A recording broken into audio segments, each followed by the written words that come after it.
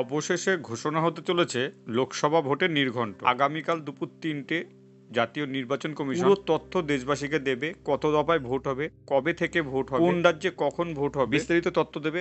কেন্দ্রীয় বাহিনী কতটা থাকবে রাজ্যে, পশ্চিমবঙ্গ সহ সমগ্র ভারতবর্ষের বিভিন্ন জায়গায়, এই বিস্তারিত তথ্য আগামীকাল সরকারিভাবে ঘোষণা করবে নির্বাচন কমিশন। কিন্তু তার আগে যে রিপোর্টটা পাওয়া যাচ্ছে, পশ্চিমবঙ্গে সম্ভবত ৬ থেকে ৭ দফায় ভোট হবে বলে জানা যায় এবং টোটাল ভোট ভারতবর্ষের লোকসভায় ৮ থেকে ৯ দফায় হতে পারে বলে শোনা যাচ্ছে।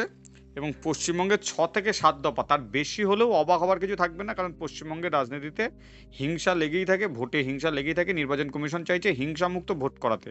সেক্ষেত্রে ৬-৭ দফার বেশি হলেও অবাক হওয়ার কিছু থাকবে না। যত দফায় ভোট হবে তত দফায় যদি পশ্চিমবঙ্গে ভোট হয়, অবাক হওয়ার কিছু থাকবে না। গতবার যেটা উত্তরপ্রদেশে হয়েছিল, এবারও তাই। যতগুলো দফা হবে ততগুলোই হয়তো উত্তরপ্রদেশেও ভোট হবে। এছাড়াও ৪টে রাজ্যের বিধানসভা ভোটের নির্ঘণ্ট ঘোষণা হতে পারে আগামীকাল। কিছু উপনির্বাচনের নির্ঘণ্ট ঘোষণা হতে পারে আগামীকাল। ৯৪০ কোম্পানি মতন কেন্দ্রীয় বাহিনী থাকবে বলে শোনা যাচ্ছে, ৯৪০ কেন্দ্রীয় বাহিনী। এবং ভোট হবে এপ্রিল মাসের প্রথম সপ্তাহ শেষের থেকে। যেটা জানা যাচ্ছে যে আর কিন্তু মাত্র ১ মাস মতন হাতে বাকি আছে। মার্চ মাসের হাফ হয়ে গেছে, মানে ১ মাসও না, মানে ২৪-২৫ দিন পর থেকেই কিন্তু ভোট শুরু হয়ে যেতে পারে। একদম এপ্রিলের প্রথম সপ্তাহ থেকেই ভোট শুরু হতে পারে এবং গণনা হবে মে মাসের শেষের দিকে।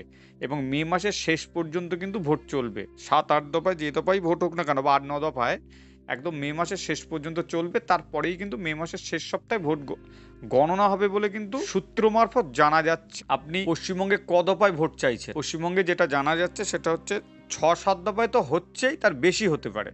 আপনি ক দফায় চাইছেন? যে পশ্চিমবঙ্গে হিংসামুক্ত নির্বাচন করতে কত দফায় ভোট চাইছেন? অবশ্যই কমেন্টস করে জানান। ভিডিওটা যদি ভালো লাগে লাইক করবেন, আর আপনি যদি নতুন হন আমাদের চ্যানেলে, অবশ্যই চ্যানেলটা সাবস্ক্রাইব করে নিচের বেল আইকনটা প্রেস করে দেবেন। আমরা এই চ্যানেলে রাজনৈতিক ভিডিও নিয়ে থাকি এবং তার বিশ্লেষণ করি।